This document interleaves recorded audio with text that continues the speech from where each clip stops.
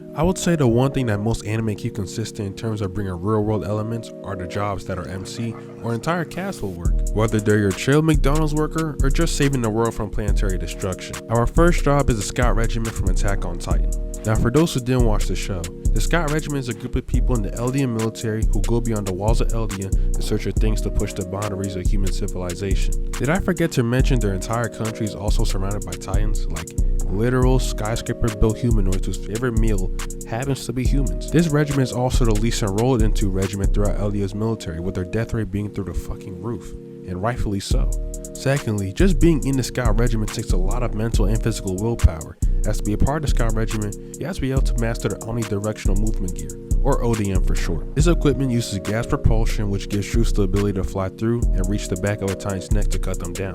Also, most Scout Regiment members are either suffering from a lot of PTSD or just gone crazy from seeing their comrades get murdered. Their murder rate is so high in the show you can't get emotionally attached to any character, because by the end of the season or episode they're probably gone. Lastly, the Scout Regiment had to beef with way too many enemies in the show, as at first went from fighting normal Titans to Great Nine Titans to having to fight a whole nother nation, and then trying to kill a Titan with the power to end the world. So yeah, the benefits aren't worth it. Next up, being employed as a demon slayer, and well, the anime Demon Slayer. In this job, you have to take down supernatural demons with only a sword. Crazy, right? So anyway, the demons are lurking at night to prey on all humans, and their leader Muzan, is looking for a flower called the blue spider lily, with the ability to let him not die when he gets into contact with the sun. Based off this job description, you would expect this to be a job with basically no applicants, but the number of people willing to lose their life for this job is very impressive, I can't lie. So to be a demon slayer, you must first learn a breathing style, with each one having their own sword styles or even weapons choice.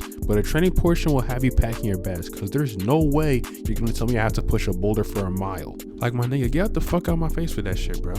Please. Also, if I see a bloodlusting demon moving headfirst at me at super speed, I'll just throw the GGs like this is Fortnite, because there just ain't no way.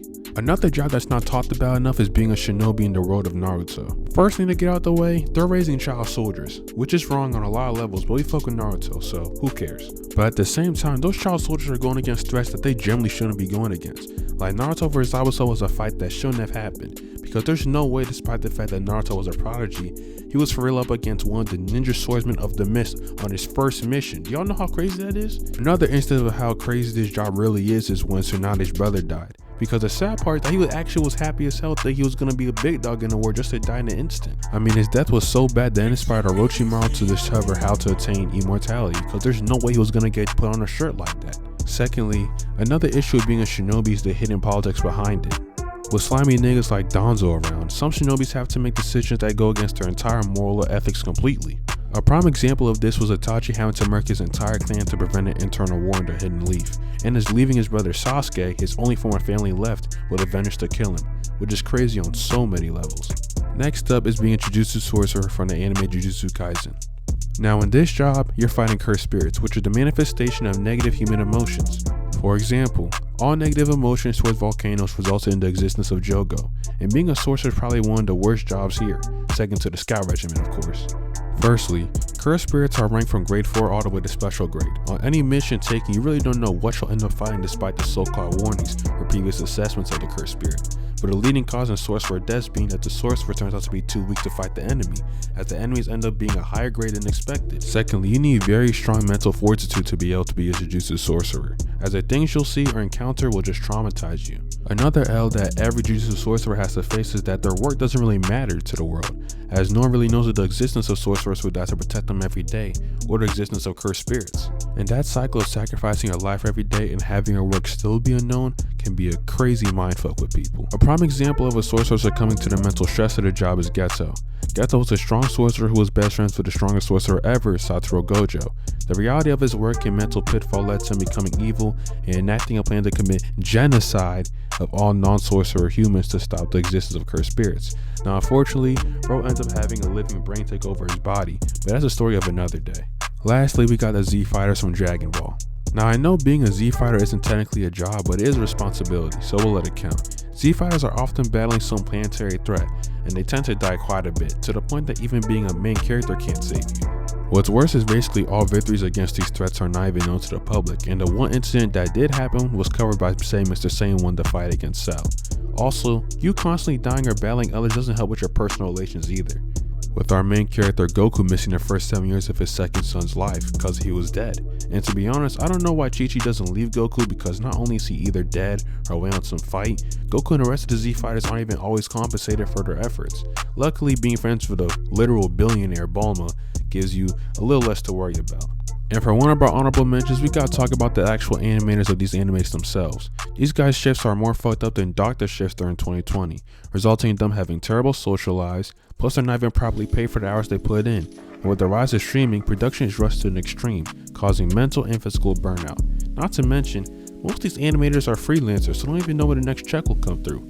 So y'all, thank y'all for the work y'all put in for real. Another honorable mention that may come off as a surprise, but I promise I could never ever be a real life professional Beyblader. That's just crazy. Cause you're supposed to tell me I gotta deal with kids that supposedly have powers from dark gods and another that's a planet buster that can move at the speed of light? There's no way. Like, if y'all are to go and rewatch the show right now, you want to believe the amount of property damage and how many people that Ryuga put in the hospital, because that's just insane. At only 15. And okay, we can ignore the fact that the protagonist and antagonist have some crazy Beyblades. There are literal evil underground criminal organizations that will look for your Bey, people that will jump you in broad daylight for it too. Like, even though that's my guy, we can't act like Kyoya wasn't over here taking niggas' Beys left and right. Our last honorable mention might seem a bit vague, but I'd say being any type of detective or police officer during the Kira case, because that was just insane. Because me personally, if I see that there's a nigga that's able to cause people to have heart attacks or just die in any type of way in 30 seconds without even being known, bro, I am not fucking with him. Like, what are y'all talking about? Like, especially after the L case. Like, if I was near, despite the fact that I had L's teaching, bro, I would not be fucking with him. Let him be. Like, I don't know about y'all niggas, but I got a family to get back to, bro. Anyways, y'all, thank y'all so much for the support. We got another 2,000 views on the last video. You know how crazy that is, bro? 2,000 views. Bro, I love y'all so much. Anyway, peace.